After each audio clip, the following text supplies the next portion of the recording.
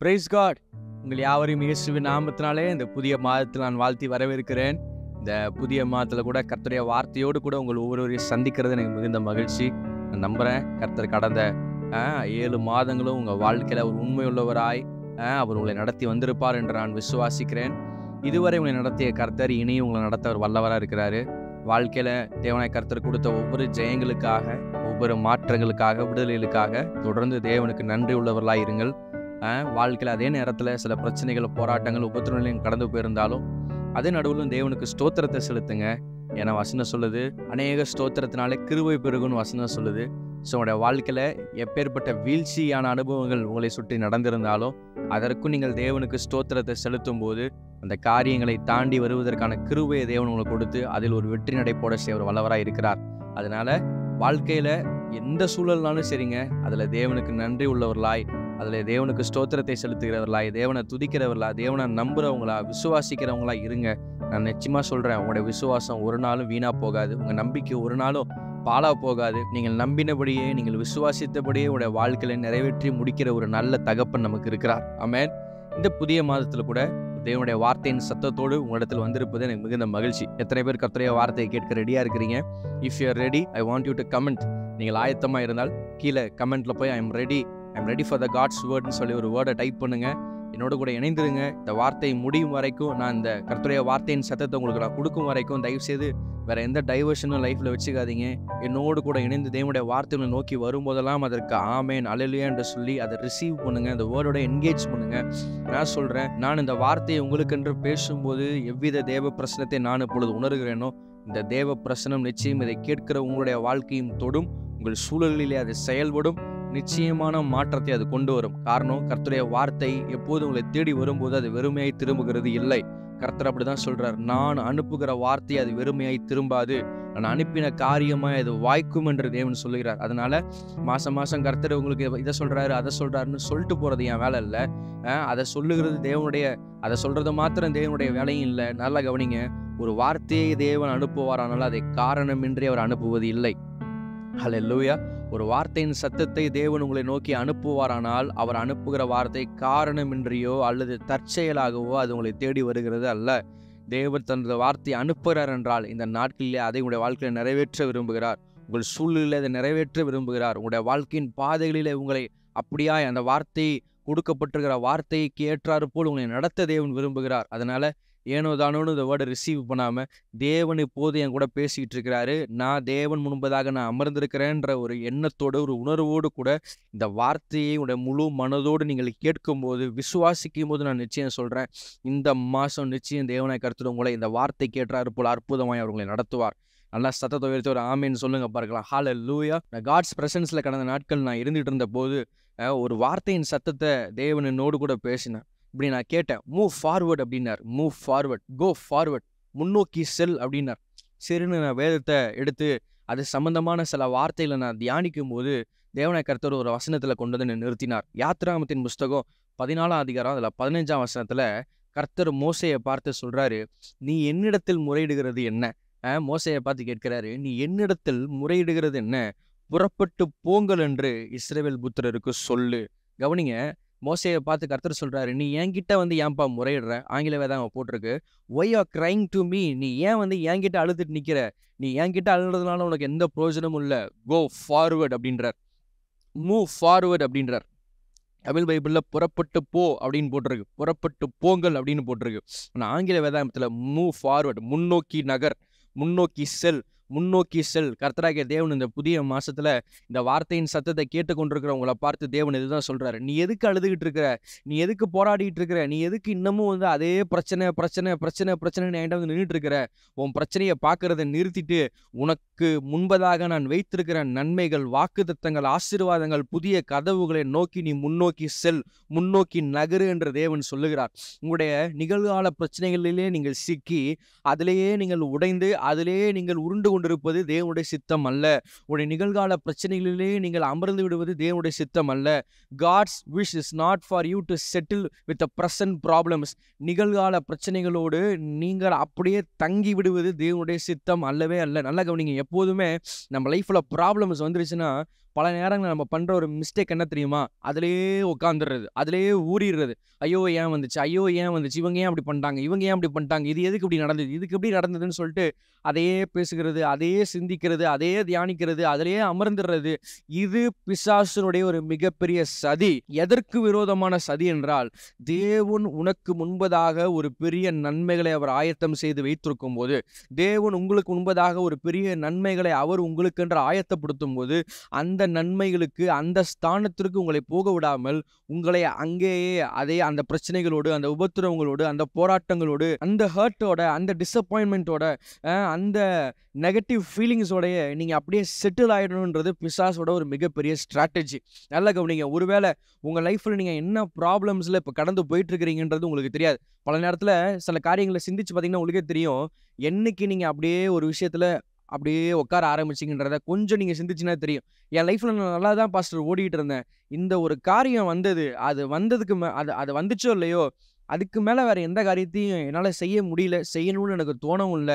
இதிலேயே அப்படியே நான் உட்காந்துட்டேன். இந்த ஒரு பிரச்சனை வந்ததோட சரி, அதோட அப்படியே நான் அமர்ந்துட்டேன். அதுக்கு மேல ஏதோ ஒண்ணு செய்யணுன்ற ஒரு இன்ட்ரெஸ்ட் வர மாட்டேது. ஏன்னா, எதையாச்சும் ஒண்ணு செய்யணும்னு நெனச்சாலும், ஏற்கனவே இப்படிதானே ஆச்சு அப்படின்னு ஒரு அழுத்தம் உள்ளாரையே எனக்கு இருந்துகிட்டு இருக்குன்னு நீங்க சொல்ற ஆளா இருந்தீங்கன்னா, நான் சொல்றேன். அந்த அழுத்தம் தேவனிடத்திலிருந்து வருகிற அழுத்தம் அல்ல. அந்த அழுத்தம் உங்களுடைய வாழ்க்கையில தேவன் உங்களுக்கென்று வைத்திருக்கிற லக்கை, தேவன் உங்களுக்கென்று வைத்திருக்கிற அந்த பெரிய ஸ்தானத்தை நீங்கள் அடையக்கூடாது என்று சொல்லி, பிசாசு உங்களுடைய வாழ்க்கையில பயன்படுத்துகிற ஒரு மிக தந்திரமான ஒரு யுக்தியாய் அது இருக்கிறது. ஸோ தயவுசெய்து நான் சொல்றேன், இந்த புதிய மாசத்துல என்னை கேட்டுட்டு இருக்கிற தேவ பிள்ளைகள கொஞ்சம் கவனிங்க. உங்க வாழ்க்கையில இன்னைக்கு என்ன பிரச்சனை இருந்தாலும், இன்னைக்கு என்ன போராட்டம் இருந்தாலும், இன்னைக்கு என்ன ஸ்ட்ரெஸ் உங்க லைஃப்ல இருந்தாலும், நான் சொல்றேன், stop fighting with that thing. அந்த காரியத்தோடு போராடுகிறதை தயவு செய்து நிறுத்துங்கள். உங்களுடைய நிகழ்கால பிரச்சனைகளோடு போராடுவதை நிறுத்துங்கள். கர்த்தருடைய சத்தம் இந்த வேலையில கூட இதை கேட்டுக்கொண்டிருக்கிற ஒரு சில பேருக்கு தெளிவா வருது. உன்னுடைய நிகழ்கால பிரச்சனையோடு நீ போராடுவதை நிறுத்து. உன்னுடைய நிகழ்காலத்தில் நீ எதையெல்லாம் பிரச்சனையாய் நினைத்து ஐயோ என்று அங்கலாய்த்து கொண்டு இருக்கிறாயோ, அதோடு நீ போராடுவதை நிறுத்து. God says that you stop fighting with it. அதோடு நீ போராடுவதை நிறுத்து. இந்த காலையில் கர்த்தர் உங்களை பார்த்து பேசுற வார்த்தையின் சத்தம் இதுதான். Don't fight your present battles. உன்னுடைய நிகழ்கால யுத்தத்தோடு நீ போராடி கொண்டு இருப்பதை நிறுத்து என்று கர்த்தர் சொல்லுகிறார். அது இந்த போராட்டம் உன்னை முன்னோக்கி தள்ளுகிற போராட்டம் அல்ல, உன்னுடைய முன்னேற்றத்தை தடை செய்கிற போராட்டம் என்று கர்த்தர் சொல்லுகிறார். நல்லா கவனிங்க. உன்னுடைய நிகழ்கால பிரச்சனைகளோடு நீங்கள் போராடுகிற இந்த போராட்டம் உங்களை முன்னோக்கி செல்ல செய்கிற போராட்டம் அல்ல, உங்களை முன்னோக்கி செல்ல முடியாதபடிக்கு உங்களை தடை செய்கிற பிசாசுனுடைய தந்திரம் என்று கர்த்தராகிய ஆவியானவர் இந்த காலையில் உங்களை பார்த்து சொல்றார். உங்களுடைய நிகழ்காலத்துல என்ன பிரச்சனை இருந்தாலும், என்ன போராட்டம் இருந்தாலும், ஆண்டவர் இந்த காலையில் உங்களை பார்த்து சொல்ற வார்த்தையின் சத்தம் என்ன தெரியுமா? Go forward. புறப்பட்டு செல்லுங்கள், புறப்பட்டு செல்லுங்கள். நான் சொல்றேங்க, சில விஷயத்தோடலாம் போராட வேண்டிய அவசியமே இல்லை. அதெல்லாம் அப்படியே அங்கிருந்து விட்டுட்டு கிளம்புனாலே போதும். நான் சொல்ல உங்களுக்கு விளங்குதா? ஏன்னா இங்க என்னதான் இவளுக்கு பிரச்சனை வந்துச்சுன்றதை பார்ப்போம். யாத்ராகமோ அதே 14ஆம் அதிகாரம் 1-2 வசனத்தை வாசிச்சு பார்த்தீங்கன்னா, கர்த்தர் தான் இஸ்ரவேல் ஜனங்களை பார்த்து சொல்றாரு, நீ போய் சமுத்திரத்து கரையிலே பாளையம் இறங்குவீர்களாக. நல்லா கவனிங்க. சமுத்திரத்து கரையிலே இஸ்ரவேல் ஜனங்களை தேவனாய் கர்த்தர் எகிப்திலிருந்து புறப்பட பண்ணினார். இந்த எகிப்திலிருந்து புறப்பட பண்ணின போது தேவன் இவர்களை வெறுங்கையாய் புறப்பட பண்ணவில்லை. 400 வருஷங்கள் இவர்கள் அங்கே அடிமையாக இருந்தார்கள். தேவனுடைய தயவு இவருடைய கூக்குரல் நிமித்தம் அவர்கள் மேல் வந்தது. தேவ தயவு அவர்கள் மேல் வந்தபோது நடந்த ஒரு காரியம் என்னன்னு பார்த்தீங்கன்னா, 12ஆம் அதிகாரம் 35ஆம் வசனம் சொல்லுது, மோசே சொல்லியிருந்தபடி இஸ்ரவேல் ஜனங்கள் எகிப்திடத்தில் வெள்ளி உடைமைகளையும் பொன் உடைமைகளையும் வஸ்திரங்களையும் கேட்டார்கள். கர்த்தர் ஜனங்களுக்கு எகிப்தியரின் கண்களிலே தயவு கிடைக்கும்படி செய்ததினால் கேட்டதை அவர்களுக்கு கொடுத்தார்கள். இவ்விதமாய் அவர்கள் எகிப்தியரை கொள்ளையிட்டார்கள்னு வசனம் சொல்லுது. நல்லா கவனிங்க. எகிப்தோட்டு இவங்க வெளியே வரும்போது இவங்க சும்மா வரல. எகிப்தியருடைய சகல வெள்ளி உடைமைகளையும் சகல பொன் உடைமைகளையும் அவர்கள் பெற்றுக்கொண்டு அவர்கள் வெளியே வராங்க. சும்மா வரல. இதுவே நல்லா கவனிச்சு பாருங்களேன். ஒரு 400 வருஷம் அடிமைத்தனத்திலிருந்து அந்த அடிமையை விட்டு வெளியே வரவனுக்கு திடீர்னு கையில வெள்ளி பொண்ணு கிடைக்கிறதே ஒரு பெரிய சக்சஸ் தான். இப்படி நம்ம லைஃப்ல கூட நிறைய காரியங்கள் இருக்கும். நம்முடைய வாழ்க்கையில பயங்கரமான தரித்திரத்துல இருந்திருப்போம். பயங்கரமான வியாதியின் பலவீனத்துல, சில பிரச்சனைகள்ல, சில நெருக்கடியில இருந்திருப்போம். அப்படிப்பட்ட நமக்கு ஒரு சின்ன வேலை கிடைச்சதே ஒரு பெரிய ஒரு சந்தோஷம்தான். ஒரு கடன் அடைஞ்சதே நமக்கு ஒரு பெரிய சந்தோஷம்தான். ஒரு தடைகள் மாறினதே ஒரு பெரிய சந்தோஷம்தான். அப்படிதானே? அன்னைக்கு இந்த இஸ்ரவேல் ஜனங்களுக்கும் அப்படிதான். லைஃப்ல 400 வருஷம் பார்க்காத வெள்ளி, 400 வருஷம் பார்க்காத பொண்ணு திடீர்னு ஒரு நைட்ல தன் கையில வந்து சேர்ந்த உடனே அதுவே உங்களுக்கு ஒரு பெரிய சந்தோஷம் தான். ஸோ அவங்க நினச்சிட்டாங்க, எப்பா எல்லாம் முடிஞ்சிருச்சு, இதான் எல்லாம் கையில வந்துருச்சு, இனி இந்த வெள்ளியை வச்சு இந்த பொண்ணை வச்சு நம்ம நல்லா நம்ம நம்ம வாழலாம் அப்படின்னு சொல்லிட்டு நினச்சிக்கிட்டு என்ன பண்ணுறாங்கன்னா எகிப்து விட்டு கிளம்புறாங்க. கிளம்பும்போது தேவன் தான் சொல்லுகிறார் வந்து சமுத்திரத்து கரையிலே, நல்லா கவனிங்க, இந்த சமுத்திரம் என்பது எந்த சமுத்திரம்னா சிவந்த சமுத்திரம். சமுத்திரத்து கரையிலே பாளையம் பாருங்க. ஓகே, இப்போ பாருங்க, கையில் வெள்ளி இருக்கு, கையில் பொண்ணு இருக்கு, ஏற்ற மாதிரி பார்த்தா கடல் இருக்குது, பீச் லைஃபு. நமக்கெல்லாம் பாருங்க வருஷத்துக்கு ஒரு தடவை பல பேர் இங்கேருந்து கிளம்பி பீச்சுக்கெலாம் போகிறது. எதுக்கு? ரிலாக்ஸ் பண்ண. போய் அப்படியே பீச்சுக்கு முன்னாடி போய் உட்காந்தா அப்படியே நமக்கு அப்படியே ஜாலியாக இருக்கும். அப்படியே நல்லா கொஞ்சம் சுகமாக இருக்கும், எதமாக இருக்கும். இந்த ஜனங்களும் பாருங்க, அவன் யோசிக்கிறான், இங்கிட்டு கையில் வெள்ளி, இங்கிட்டு கையில் பொண்ணு, ஏற்ற மாதிரி பார்த்தா பீச்சு, சும்மா ஜாலியாக இருடா வாழ்க்கையில் அப்படின்னு போய் இப்படி உட்காடுறாங்க. உட்காரும்போது வசனம் சொல்லுது, கர்த்தர் பார்வோனுடைய இருதயத்தை கடினப்படுத்தினார்ன்னு இருக்கு. யாத்திராகமம் 14:8 வாசிச்சு பார்த்தீங்கன்னா, அவன் இஸ்ரவேல் புத்திரரை பின்தொடர்ந்தான். கர்த்தர் கடினப்படுத்துறாரு, அவன் இஸ்ரவேல் புத்திரரை பின்தொடர ஆரம்பிச்சிட்டான். வசனம் சொல்லுது, இஸ்ரவேல் புத்திரர் பலத்த கையுடன் புறப்பட்டு போனார்கள். எகிப்தியர் பார்வோனுடைய சகல குதிரைகளோடும் ரதங்களோடும் அவனுடைய குதிரை வீரரோடும் சேனைகளோடும் அவர்களை தொடர்ந்து போய் சமுத்திரத்து அண்டையிலே அவர்களுக்கு எதிராக இருக்கிற ஈரோத் பள்ளத்தாக்கின் முன்னடையிலே பாளையம் இறங்கி அவர்களை கிட்டினார்கள்னு வசனம் சொல்லுது. வசனத்துல நீங்க வாசிக்கும் போது அந்த அதிகாரத்தை, இந்த எகிப்தியர்கள் அவர்களை சூழ்ந்து கொண்டார்கள். நல்லா கவனிங்க, முன்னாடி பார்த்தா பீச்சு, பின்னாடி திரும்பினா ஃபுல்லா பார்வோன் படம். இப்பதான் யோசிச்சான். என்ன யோசிச்சான்னா, ஏப்பா கையில வெள்ளி, கையில தங்கம், கையில பொண்ணு, ஏத்த மாதிரி பார்த்தா பீச்சு, லைஃப் சும்மா செட்டில்ரா, கோவா லைஃப். என்ன லைஃப்? கோவா லைஃப். கை நிறையா காசு, ஏத்த மாதிரி பீச்சு, உட்காரு. 400 வருஷம் எவ்வளவோ பாடுபட்ட, எவ்வளவோ போராட்டங்களை தாண்டி வந்துட்ட. இப்போ பாரு, கடவுள் உன்னை கொண்டு வந்து அப்படியே பீச்சுக்கு முன்னாடி உட்கார வச்சிருக்கிறார். நல்லா காத்து வாங்கு, நல்லா தூங்கு, வேணுன்றதை வாங்கி சாப்பிடு, பேசாம செட்டில் ஆயிடு. நல்லா கவனிங்க, இது தவறா? நீங்கள் சுகமாய் இருப்பது தவறா? நீங்க நல்லா இருக்குன்னு நினைக்கிறது தவறா கேட்டீங்கன்னா சத்தியமா தவறு இல்லை. நான் சொல்றேங்க, இது உங்களுடைய வளர்ச்சி அல்ல, இது உங்களுடைய முடிவல்ல.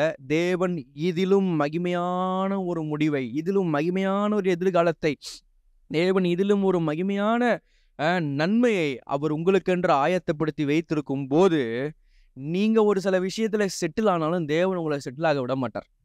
சொல்ற எத்தனை பேருக்கு புரியுது? நீங்க எப்பா போதுண்டா அந்த வாழ்க்கை நினைச்சீங்கன்னா, நான் கவனிங்க, அன்றியோட தீர்மானத்தின்படி அழைக்கப்பட்டவர்களாய் தேவனிடத்தில் அன்பு கூறுகிறவர்களுக்கு அவர் சகலமும் நன்மைக்கு ஏதுவாய் செய்து முடிக்கிற கர்த்தர். நல்லா கவனிங்க, கர்த்தர் ஏன் பார்வோனுடைய இருதயத்தை கடினப்படுத்தினார்னா, அது இந்த ஜனங்க மேல ஒரு சுமையை வச்சு இந்த ஜனங்களை திருப்பி அடிமைப்படுத்தி இந்த ஜனங்களுடைய வாழ்க்கையில இவங்க சந்தோஷத்தையே அனுபவிக்காம இவங்க துன்பத்தை தான் அனுபவிக்கணுன்றதுக்காக கர்த்தர் பார்வோனுடைய இருதயத்தை கடினப்படுத்தல. மாறாக இங்க இருக்கிற தேவனுடைய இருதயத்தை உங்களுக்கு சொல்றேன் கவனிங்க.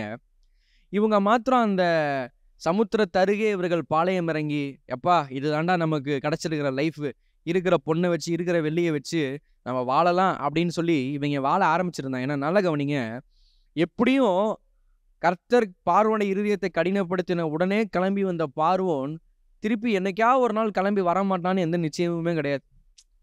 நான் சொல்றது உங்களுக்கு புரியுதா?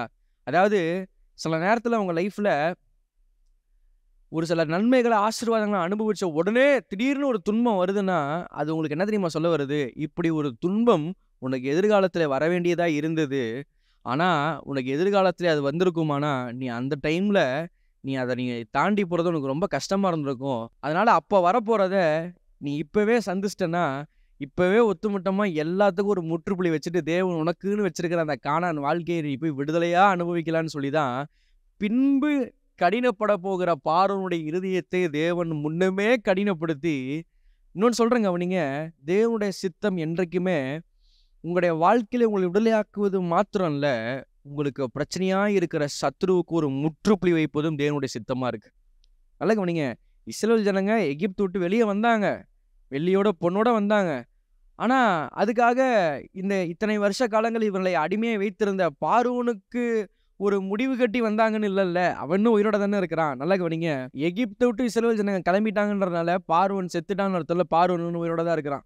உங்க வாழ்க்கையில சில விடுதலைகள், சில ஆசீர்வாதங்கள், சில நன்மைகளை நீங்க பார்த்துட்டீங்கன்றதுனால உங்க வாழ்க்கையில இருக்கிற சத்ரு அவன் செத்து போயிட்டான்னு அர்த்தம் இல்லை, அவன் உயிரோட தான் இருக்கான். ஆனா தேவனுடைய சித்தம் உங்களை எகிப்து விட்டு வெளியே கொண்டு வரது மாத்திரம் இல்லை, உங்களை இதுவரைக்கும் நிந்தித்த, உங்களை இதுவரைக்கும் உபத்திரவப்படுத்தின பார்வோனையும் சேர்த்து அழிக்கிறது தான் தேவனுடைய சித்தமா இருக்கு. உங்களுடைய வாழ்க்கையில விடுதலைகளை, வெற்றிகளை, ஜெயங்களை மாத்திரம் கொடுக்கறது தேவனுடைய சித்தம் இல்லை. எதெல்லாம் இதுவரை உங்க விடுதலையும் ஜெயத்தையும் உயர்வையும் தடுத்துட்டு இருந்துச்சோ அந்த சத்ருவை சேர்த்து அதோட அதை வச்சு அழிக்கிறது தான் தேவனுடைய சித்தமா இருக்கு. உங்க கண்ணெல்லாம் ஆண்டவரே ஒரு நன்மை கிடைச்சிடணும்ப்பா, உங்க கண்ணெல்லாம் தேவனே என் வாழ்க்கையில இருக்கிற தரித்திரம் மாறிடணும்ப்பா, எனக்கு ஒரு விடுதலை கிடைச்சிடணும்ப்பா, எனக்கு ஒரு சுகம் கிடைச்சிடணும்ப்பான்றதுல மட்டும்தான் உங்க கண்ணு இருக்கு. ஆனா தேவனுடைய கண்ணு எதுல தெரியுமா இருக்கு? இதுவரை என் புள்ளைய எது பலவீனப்படுத்தினதோ, இதுவரைக்கும் எந்த சத்துரு என் புள்ளைய தரித்திரப்படுத்தினதோ, இதுவரைக்கும் எந்த சத்துரு என் பிள்ளையோட வாழ்க்கையின் விடுதலையை கெடுத்ததோ, அந்த சத்துருவையும் சேர்த்து வச்சு அதே பிரச்சனையோட ஒண்ணுலாம ஆக்கணுன்றதுதான் தேவனுடைய சித்தமா இருக்கு. நம்ம கேள்வி கேட்கலாம், ஆண்டவரே நீங்க தான் எகிப்தியரை புறப்பட பண்ணீங்க, நீங்களே புறப்பட பண்ணிட்டு இப்ப நீங்களே பின்னாடி வந்து பார்வோனையும் சேர்த்து அனுப்பிச்சு விட்டா என்ன ஆண்டவரே? ஒருவேளை இவங்க பாருங்க என்ன சொல்றாங்க பாருங்க, மோசேகிட்ட முறையிடுறாங்க.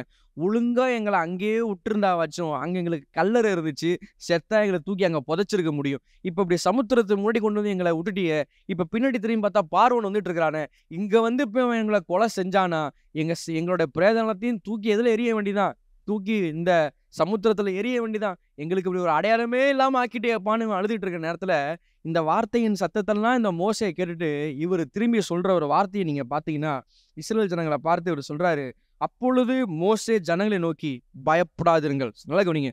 அப்பொழுது மோசே ஜனங்களை நோக்கி பயப்படாதிருங்கள், நீங்கள் நின்று கொண்டு கர்த்தர் இன்றைக்கு உங்களுக்கு செய்யும் ரட்சிப்பை நீங்கள் பாருங்க. நான் சொல்றேன், உங்களுடைய வாழ்க்கையில எவ்வித பிரச்சனைகள் வந்தாலும் அந்த பிரச்சனை நடுவில் தேவன் உங்களை ஒருபோதும் கைவிடுகிறவராக அல்ல, அந்த பிரச்சனை நடுவில் உங்களோடு கூட நின்று உங்களுக்கு ரட்சிப்பை தருகிறவராக அவர் இருக்கிறார். சத்தம் ஒரு ஹல்லேலூயா சொல்லுங்க, நம்ம பார்க்கலாம். சொல்றார், இன்றைக்கு நீங்கள் காண்கிற எகிப்தியரை இனி காண மாட்டீர்கள். இந்த மோசேக்கு காடோட விஷன் தெரிஞ்சிருச்சு. ஹல்லேலூயா. இந்த மோசேக்கு காடோட விஷன் தெரிஞ்சிருச்சு. என்ன விஷயம் தெரிஞ்சிருச்சுன்னா, எப்பா நீ இப்ப அடிமை தினத்துல இருந்து தான் வெளியே வந்திருக்கிறிய ஒழிய எகிப்தியர்கள்ட்ட இருந்து இன்னும் நீ வெளியே வரல. ஏன்னா அவனை இன்னும் நீ உயிரோட தான் விட்டு வச்சுட்டு வந்திருக்கிற. திருப்பி என்னைக்காச்சும் ஒரு நாள் அவன் திரும்பி உன்னை பின்தொடர மாட்டான், திருப்பி வந்து உன் ஆசீர்வாதத்துல கை வைக்க மாட்டான் அப்படின்றதுக்கு எந்த ஆச்சரியமும் இல்ல. ஸோ தேவனுடைய சித்தம் பாருங்க, என் பிள்ளைங்க கானானுக்குள்ள நுழையும் போது அவங்க மேல அவங்கள பின்தொடர்ந்தோ இல்ல அவங்க பக்கத்துலயோ எகிப்தியன் வாசனை கூட இருக்கக்கூடாது. அவன் சாப்டரை கம்ப்ளீட்டா க்ளோஸ் பண்ணணும். என் பிள்ளைங்களை நான் நடத்தும் போது அவங்கள சகலவித விடுதலையோடு கூட அவங்களை நான் சுதந்திரிக்க செய்ய வேண்டும் என்கிற சித்தம் தேவனுக்கு இருந்தபடினால் தேவனை கர்த்தர் என்ன பண்ணாருன்னா எகிப்தியரை புறப்பட பண்ணி வர செய்கிறார். ஆனா இந்த எகிப்தியன் கிளம்பி வரும்போது ஜனங்களுக்கு தேவன் செய்ய போகிற காரியம் அவங்களுக்கு தெரியாததுனால இவங்க நினைச்சுக்கிறாங்க, ஐயோ நாங்க அழிய போறோன்னு. ஆனா தேவனோட ஸ்கெட்சை பாருங்க. தேவனுடைய ஸ்கெட்சு வந்து இஸ்ரவேல் ஜனங்களை கிளப்பி அனுப்பிச்சு விட்டது இவங்க அழியறதுக்காக இல்ல, எகிப்தியனை டோட்டலா க்ளோஸ் பண்றதுக்கு. ஏன்னா அந்த அதிகாரத்தை நீங்க தொடர்ந்து வாசிக்கும் போது தேவன் அவர்களை பார்த்து சொல்றார், இவங்க பாருங்க, இப்ப முன்னாடி பார்த்தா சிவந்த சமுத்திரம், பின்னாடி பார்த்தா பார்வோன் படை. கர்த்தர் இந்த இடத்துல அவங்கள பார்த்து சொன்ன என்ன வார்த்தை தெரியுமா? எப்பா ஸ்ட்ரெஸ் ஆகாத, டிப்ரெஷன் ஆகாத, ஹர்ட் ஆகாத, என்னடா அப்படி நம்ப வச்சு கொண்டு வந்து இப்படி பண்ணிட்டாரேன்னு ஹர்ட் ஆகாத, என்னடா இப்பதான் செட்டில் ஆனோம் திடீர்னு பார்த்தா இவ்வளவு பெரிய பிரச்சனையா இருக்கேன்னு நினைச்சு இதுலயே டிசப்பாயிண்ட் ஆகி அப்படியே உட்காராத. கர்த்தர் சொல்ற வார்த்தை தெரியுமா? அவங்கள பார்த்து முன்னோக்கி செல், முன்னோக்கி செல், கோ ஃபார்வர்ட், புறப்பட்டு போ. எங்க புறப்பட்டு போறது ஆண்டவரே?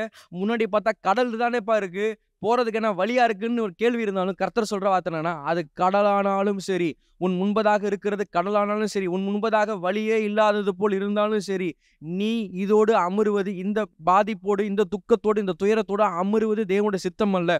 உன் முன்பதாக வழியே தெரியவில்லை என்றாலும் நீ முன்னோக்கி செல்ல வேண்டும் என்கிற ஒரு தீர்மானத்தோடு, நீ முன்னோக்கி செல் என்கிற தேவனுடைய வார்த்தையின் சத்தோடு நீ கால்களை எடுத்து வைப்பாயானால் உனக்கு வழி தோன்றாத பகுதியிலே கூட உனக்கு வழியை ஆயத்தப்படுத்த என் தேவன் வல்லவராயிருக்கிறார். ஹல்லேலூயா. என்ன நடந்ததுன்னு இடத்துல நம்ம பார்க்கிறோம். முன்னோக்கி செல்லுங்கள் என்கிற அந்த தேவனுடைய சத்தத்திற்கு அவர்கள் கால் எடுத்து வைத்து வந்தபோது, நல்லா கவனிங்க, இவர்களுக்கு பாதையாய் இருந்த சிவந்த சமுத்திரம் எகிப்தியரை விழுங்கி போடுகிற ஒரு இடமாய் அது மாறியது. ஹல்லேலூயா.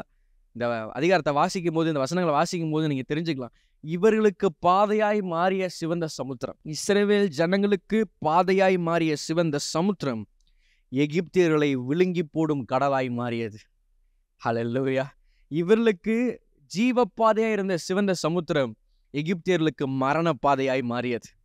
நான் சொல்றேங்க, சில நேரத்துல தேவனுடைய வார்த்தை உங்களை தேடி வரும்போது அந்த வார்த்தையின் சத்தத்துக்கு நீங்கள் அப்படியே செவி கொடுப்பீர்களானால், நான் சொல்றேன், அந்த வார்த்தை உங்களுக்கு ஜீவனுக்கான பாதையை திறக்கக்கூடியதாய் அது இருக்கிறது. What is disappointing you? What is hurting you? What is hurting you? எது உன்னை ரொம்ப ஹர்ட் பண்ணுது?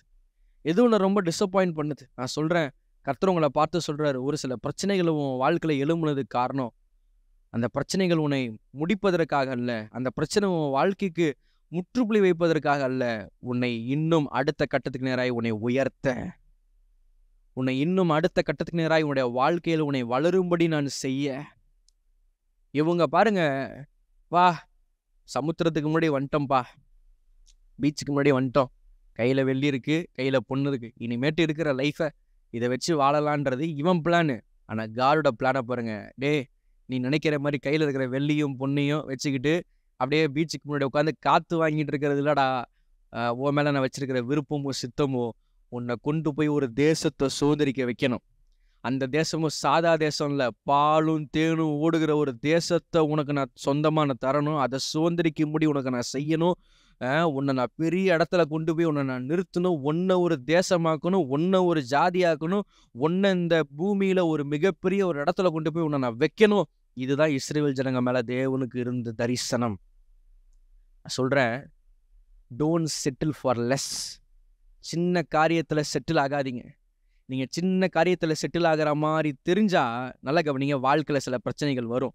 அந்த பிரச்சனைகள் வரும்போது தெரிஞ்சுக்கோங்க, நான் இங்கே இருப்பது தேவனுடைய சித்தம் அல்ல, என் தேவனாய் கர்த்தர் இங்கிருந்து அடுத்த கட்ட உயர்வுக்கு நேராக என்னை நகர்த்த விரும்புகிறார் என்பதை தெரிஞ்சுக்கோங்க. லைஃப்பில் எப்பெல்லாம் பிரச்சனை வருதோ அப்பெல்லாம் நீங்கள் தெரிஞ்சுக்க வேண்டிய ஒரு உண்மை என்ன தெரியுமா?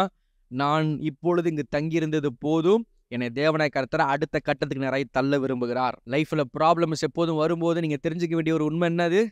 நான் இப்போது இங்கு தங்கியிருந்தது போதும், நான் இதுவரை இருந்த இடம் போதும், என் தேவனாய் கர்த்தர் அடுத்த கட்ட உயர்வுக்கு நேராய் அடுத்த கட்ட ஆசீர்வாதத்துக்கு நேராய் நான் நகர வேண்டிய நேரம் இப்பொழுது எனக்கு வந்து விட்டது. தேவன் அந்த நேரத்தை என்னை குறித்து விட்டார். அதனால தான் இப்போ என் லைஃப்பில் சில ப்ராப்ளம்ஸ் வந்துகிட்டு இருக்குது. ஸோ நான் என்ன செய்யக்கூடாதுன்னா, அந்த ப்ராப்ளம்ஸையே பார்த்து பார்த்து ஐயோ வந்துட்டாங்களே, ஐயோ வந்துட்டாங்களே, ஐயோ சுற்றி வளர்ச்சிட்டாங்களே, ஐயோ முன்னாடி பாதை இல்லையேன்னு உட்கார்றதை காட்டிலும், நான் கால்கள் எடுத்து வைத்து நகரும்போது அங்கு பாதையே இல்லை என்றாலும் என் கால் மிதிக்கிற இடத்தை எனக்கு பாதையாய் மாற்ற என் தேவன் எனக்கு வல்லவராயிருக்கிறார். ஹல்லேலூயா. வேர்ல்டு சிஸ்டம் வேற, காட் சிஸ்டம் வேற. வேர்ல்டு சிஸ்டம் என்ன தெரியுமா? உலகத்தின் அமைப்பு என்ன தெரியுமா? வழி இருக்கிற இடத்துல போகிறது தான் உலகத்தோட அமைப்பு. தேவனுடைய அமைப்பு என்ன தெரியுமா? நீ கால் வைக்கிற இடத்த உனக்கு வழியாக மாற்றுறது தான் தேவனுடைய அமைப்பு. நீங்கள் யார்? உலகத்தானா இல்லை தேவனுடைய பிள்ளைகளா?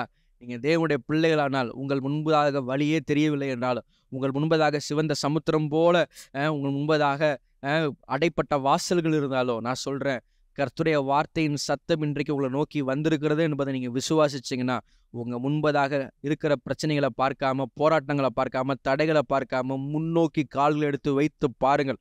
அடுத்த கட்டத்துக்கு நேராக முன்னோக்கி கால் எடுத்து வைத்து பாருங்கள். நான் நிச்சயம் சொல்கிறேன், உங்கள் முன்பதாக அடைப்பட்ட வாசல்கள் இயேசுவின் நாமத்தினாலே திறக்கும். உங்களுக்கென்ற ஒரு வைத்திருக்கிற கானானின் வாழ்க்கையை நீங்கள் பார்ப்பீர்கள். உங்களுக்கு விரோதமாக எழும்பி வருகிற அந்த சத்துருவுக்கு ஒரு முற்றுப்புள்ளி உண்டாகுவதை நீங்கள் நிச்சயமாக நீங்கள் பார்ப்பீர்கள். நான் ஆரம்பத்தில் சொன்ன வார்த்தை தான், எந்த சிவந்த சமுத்திரம் இஸ்ரவேலுக்கு ஜீவப்பாதையாய் இருந்ததோ அதே சிவந்த சமுத்திரம் அவருடைய சத்துருக்களுக்கு மரண பாதையாய் மாறியது. இயேசு நாமத்தில் இதை உங்கள் மேலே நான் அந்த புதிய மாதத்தில் டிக்ளேர் பண்ணுறேன்.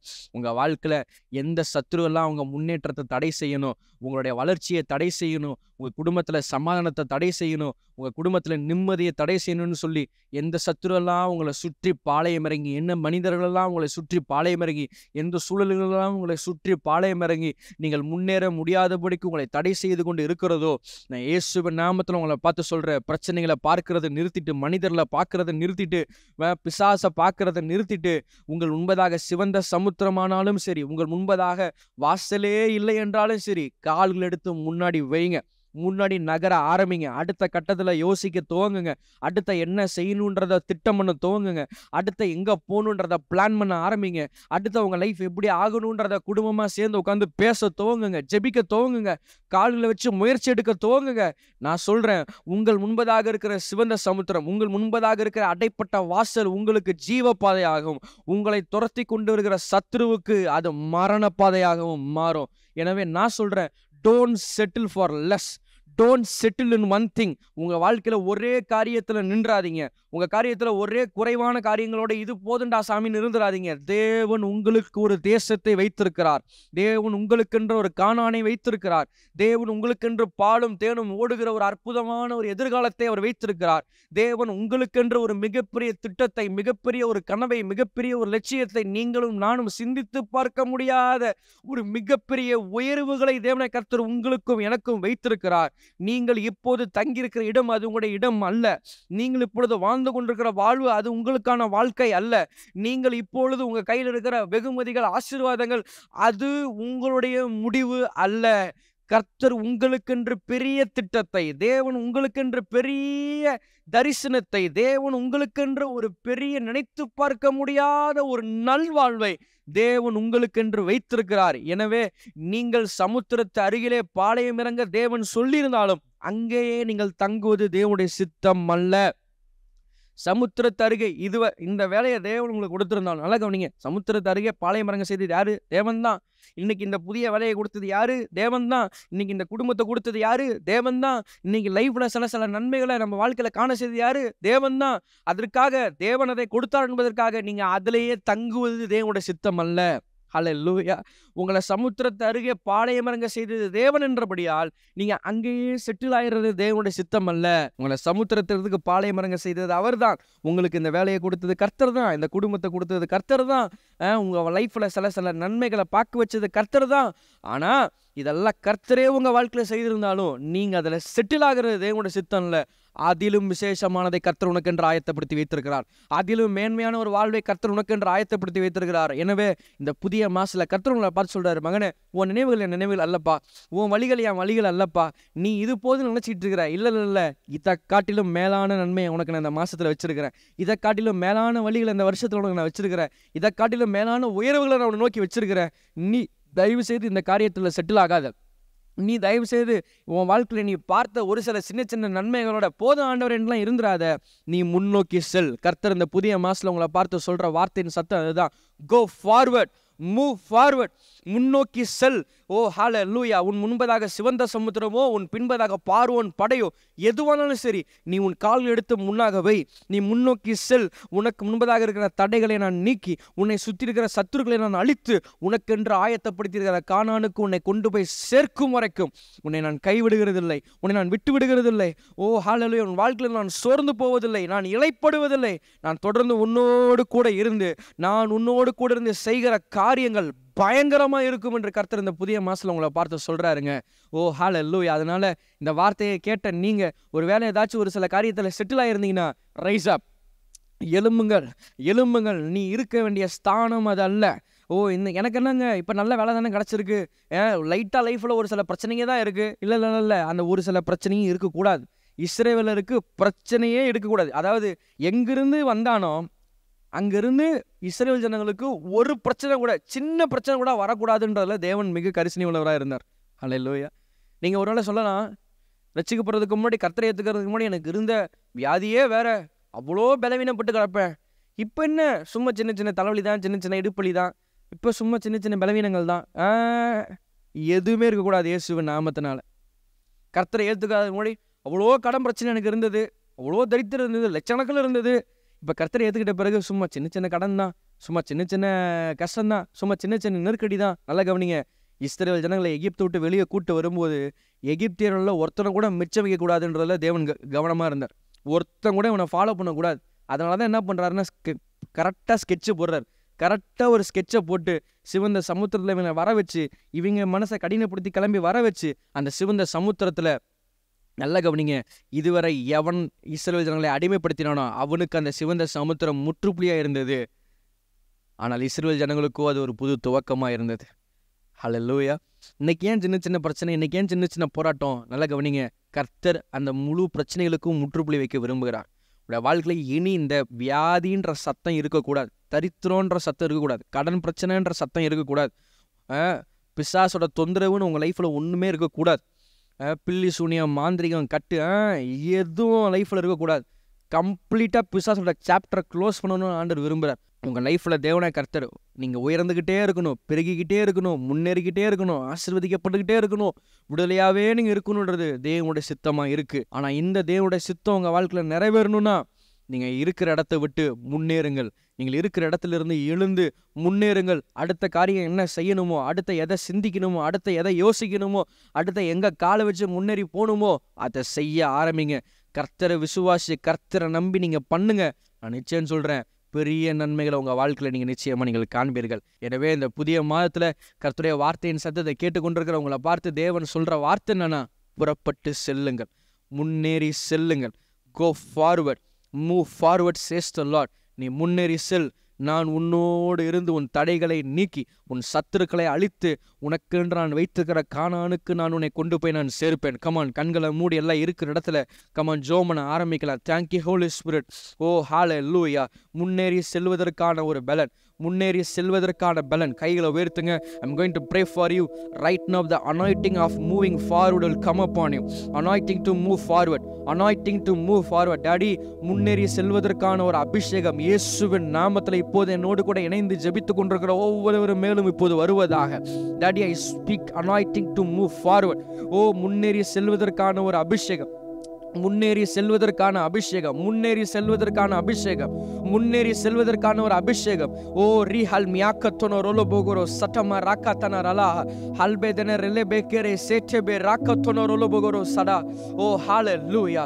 இப்போதே இயேசுவின் நாமத்தில் என்னை பார்த்து கொண்டிருக்கிற ஒவ்வொருவரும் மேல இப்போதே அந்த அபிஷேகம் இறங்கி வருவதாக, இப்போதே அந்த அபிஷேகம் இறங்கி வருவதாக. முன்பதாக சிவந்த சமுத்திரம் இருக்கும் போதும் கூட அதன் மேல் கால் எடுத்து வைத்த போது எப்படி அந்த சிவந்த சமுத்திரம் ரெண்டாக பிளந்ததோ, இயேசுவின் நாமத்தினாலே ஓ ஹல்லேலூயா, சமுத்திரங்களை பிளக்கிற அபிஷேகம், சமுத்திரங்களை பிளக்கிற அபிஷேகம், வழி இல்லாத இடத்துல வழியை ஏற்படுத்துகிற அபிஷேகம், முன்னேறி செல்லுகிற ஒரு அபிஷேகம். ஓ ஹல்லேலூயா.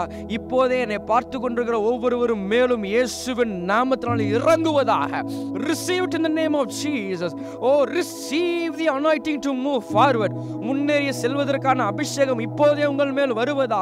தடைகளை மாற்றுகிற ஒரு அபிஷேகம், தடைகளின் நடுவிலே ஓ ஹல்லேலூயா வழிகளை திறக்கிற ஒரு அபிஷேகம். இப்போதே ஆண்டவரே, இந்த புதிய மாசத்துல என்னோடு கூட இணைந்து இந்த வார்த்தையின் சத்தத்தை கேட்டுக்கொண்டிருந்த ஒவ்வொருவரும் மேலும் வருவதாக, இறங்குவதாக. பெற்றுக்கொள் இயேசுவின் நாமத்தினால. ஓ, எல்லா தடைகளையும் உடைய பிள்ளைகள் மேற்கொள்வார்களாக. ஓ, என்னை சுற்றி பாளையம் இறங்கிட்டானே, என்னை சுற்றி பார்வோன் இறங்கி விட்டானே, என்னை சுற்றி சத்ரு செயல்படுகிறானே, என்னை சுற்றி சத்ரு நெருக்குகிறானே என்று சொல்லி ஒருவேளை உடைய பிள்ளைகள் அப்படிப்பட்ட சூழலில் இருப்பார்களானால் இயேசுவின் நாமத்தினால, இயேசுவின் நாமத்தினால இப்போதே சகல சத்துருக்களும் அழிந்து போவார்களாக, சகல சத்துருக்களும் அழிந்து போவார்களாக. ஆண்டவரே, இந்த புதிய மாசத்தில் இந்த பிள்ளைகள் கால் எடுத்து முன்னோக்கி செல்லுவார்களாக. இவர்களுக்கு நீர் திறக்கிற அந்த ஜீவ பாதை, இவர்களுக்கு நீர் திறக்கிற அந்த ஜீவ பாதை இவர்களுடைய சத்துருக்களுக்கு ஒரு மரண பாதையா இருக்க போகிறதற்காக நான் நன்றி என்று ஜெபிக்கிறேன். இவருடைய சத்துருக்களுக்கு அது ஒரு மரண பாதையா இருக்க போறதற்காக நன்றி என்று நான் ஜெபிக்கிறேன். கர்த்தாவே, நீர் உமது பிள்ளைகளோடு கூட இருந்து இந்த புதிய மாதத்திலே திறக்கப்பட்ட வாசல்களை இவர்கள் காண்பார்களாக, திறக்கப்பட்ட வாசல்களை இவர்கள் காண்பார்களாக. இயேசுவின் நாமத்தினால daddy, I speak open doors in the name of Jesus. இயேசுவின் நாமத்திலே திறக்கப்பட்ட வாசல்களை நான் பேசுகிறேன். உமது பிள்ளைகளுக்கு என்று நீர் ஆயத்தப்படுத்தி கானானை சுதந்திரிக்கும் படிக்கு இவர்கள் முன்பு திறக்கப்பட்ட கதவு இருப்பதாக. அதற்கு விரோதமாக எழும்புகிற எல்லா சத்துருக்களும் இயேசுவின் நாமத்தில் அழிந்து போவார்களாக. ஆண்டவரே, எந்த கவலை, எந்த பாடுகள், எந்த உபத்திரவங்கள், எந்த கடந்த கால நினைவுகள் இவர்கள் முன்னேறி செல்ல முடியாதபடிக்கு ஒரு தடையாய் இவர்கள் முன்பு இருந்து கொண்டு இருக்கிறதோ, இயேசுவின் நாமத்தினாலே ஆண்டவரே அதை தாண்டுவதற்கான ஒரு சத்துவம், அதை தாண்டுவதற்கான ஒரு விசுவாசம், முன்னேறி செல்வதற்கான ஒரு நம்பிக்கை, முன்னேறி செல்வதற்கான ஆண்டவரே அப்பா அப்பா ஒரு வல்லமை உமது பிள்ளைகளை இந்த நாளில் நிரப்புவதாக என்று நான் ஜெபிக்கிறேன். இந்த புதிய மாசத்தில் உமது பிள்ளைகள் இந்த பலத்தை பெற்று ஆண்டவரே இந்த ஜீவனை பெற்று இந்த வல்லமையை பெற்று அவர்கள் முன்னேறுவார்களாக, பெரிய காரியங்களை சுதந்திரிப்பார்களாக. இயேசுவின் நாமத்தினால் இந்த நாளில் என்னோடு இணைந்திருந்த ஒவ்வொரு நான் ஆசீர்வதிக்கிறேன். நீர் உமது கரத்தில் எடுத்தவர்களை மேன்மைப்படுத்துவீராக, தொடர்ந்து நடத்துவீராக. இயேசுவின் நாமத்தினால பிதாவே, ஆமென், ஆமென். பிரைஸ் காட், ஹல்லேலூயா. நிச்சயமாக அந்த நாளில் தேவன் உங்களோடு பேசிய வார்த்தை அது உங்களுக்கு மிகப்பெரிய ஒரு தீர்க்க தரிசன ஒரு ஏவுதலாய் அல்லது ஒரு தீர்க்க தரிசன ஒரு எச்சரிப்பாக இருந்திருக்கு என்று நான் நம்புகிறேன். இந்த காரியத்தை எடுத்து செயல்படுத்துங்க. எஸ், ஷோரானால ஒன்று சொல்ல முடியும். It is a prophetic awakening. இது ஒரு ப்ரொஃபெட்டிக் அவேக்கனிங். இது ஒரு தீர்க்க தரிசன ஊந்துதல். சரிங்களா? இது ஒரு தீர்க்க தரிசன ஊந்துதல். நீ இருக்கிற இடத்துல இருந்தது போதும், எலும்பி முன்னேறி செல் அப்படின்றது it is a prophetic awakening. நான் சொல்கிறேன், தேவன் இப்போ உங்களுக்கு ஸ்பிரிட்டில் கொடுத்த இந்த ஊந்துதலை நீங்கள் தயவுசெய்து ஏனோ தானன்னு விட்டுறாமல் கர்த்தர் பேசினதை செயல்படுத்த துவங்குங்க, முன்னேறி செல்லுங்க. இந்த புதிய மாதத்தில் நிச்சயமான கதவுகள், நிச்சயமான நன்மைகளை கர்த்தர் நீங்கள் காண முடியாத ஒரு செய்வார். இந்த வார்த்தையின் சத்தம் உங்களுக்கு ஆசீர்வாதமாக இருந்திருந்தால் நீங்கள் கீழே பார்க்குற டீட்டெயில்ஸ் மூலமாக உங்களுடைய விதைகளை இந்த ஊழியத்துக்கு நீங்கள் அனுப்பலாம். இந்த ஊழியம் ஒரு நல்ல நிலை. இந்த ஊழியத்தை நீங்கள் கனம் பண்ணும்போது, இந்த ஊழியத்தை நீங்கள் ஹானர் பண்ணும்போது, உங்களை நோக்கி வந்த கர்த்தருடைய வார்த்தையின் சத்தத்தை நீங்கள் ஹானர் பண்ணும்போது, நான் சொல்கிறேன், உங்கள் லைஃப்பில் அடைப்பட்ட கதவுகளை திறக்கிற தேவனுடைய கிருபையை நீங்கள் பெற்றுக்கொள்ள முடியும். உங்களை நோக்கி வெளிப்பட்ட இந்த கர்த்தருடைய வார்த்தையின் சத்தத்தை நீங்கள் ஹானர் பண்ணி நீங்கள் பண்ணும்போது, நான் நிச்சயம் சொல்கிறேன், எந்த வார்த்தை உங்களை நோக்கி அனுப்பப்பட்டதோ அந்த வார்த்தைக்கான கதவுகள் உங்கள் மேலே திறக்கப்பட்டிருப்பது நிச்சயமாக நீங்கள் பார்ப்பீங்க. அதனால் ஹானர் காட், தேவனை கனம் பண்ணுங்க. உங்களுடைய விளைவின் முதற்பல நாள் உங்கள் பொருளால் நீங்கள் கர்த்தரை கனம் பண்ணுங்கள்.